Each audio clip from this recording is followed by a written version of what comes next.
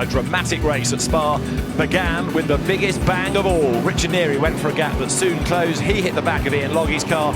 He was hit by GT4 McLarens. There were cars and bits of debris all over the racetrack, and it instantly called for the safety car.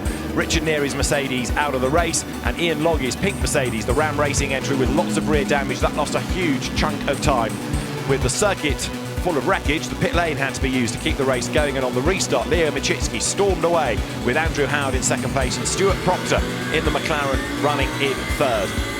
Michael Igoe taking a bit of a knock at the first corner. He was in traffic and he spent the entirety of his stint looking for a way past Stewart Proctor's McLaren to no avail. The great GT4 battle, but John Ferguson's Toyota, keeping Wilmore's Ford Mustang at bay, would end up being badly delayed with a snapped damper. Stewart Proctor ahead of Michael Igoe, who made a tiny mistake, and Adam Ballon went through. The Lamborghinis trading places, but then Ballon had a moment of his own. He got it wrong coming out of campers and went off into the gravel. The car would rejoin, but ultimately get a track limit penalty to be served post-race. Stewart Proctor versus Michael Igoe. The battle between the two continued, but Proctor was not giving up, and that McLaren hung onto its place right to the end of the stint, despite almost making contact there down at turn number 11. When the pit window opened, everybody dived for the pit lane. The GT4 cars coming in first. Andrew Howard, though, had come in a lap early, so the car had to be waved back out and come in again.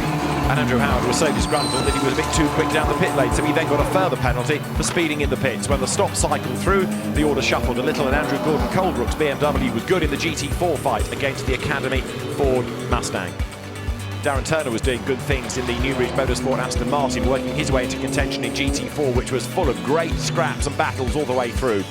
The Toyota, after its travails, pitted again to do a driver change, and after an 8-second stop-go for the speeding offence, the Ross Gunn Andrew Howard Aston Martin allowed back out. Darren Turner took over the lead of GT4, but that car would also be given a penalty post-race for track limit infringements. Good fight between Ross Gunn and Sandy Mitchell, but Sandy was another with one of these post-race penalties, and Dennis Lind in the leading Lamborghini stuck in GT4 traffic, and he had nowhere to go. Ultimately, though, Dennis Lind and Lieu Machitski came through dominant winners of 2 hours of racing at Spa-Francorchamps. Jack Brown and Ashley Marshall taking GT4 honours for the first time in the McLaren at the end of another all-action round of the Intelligent Money British GT Championship.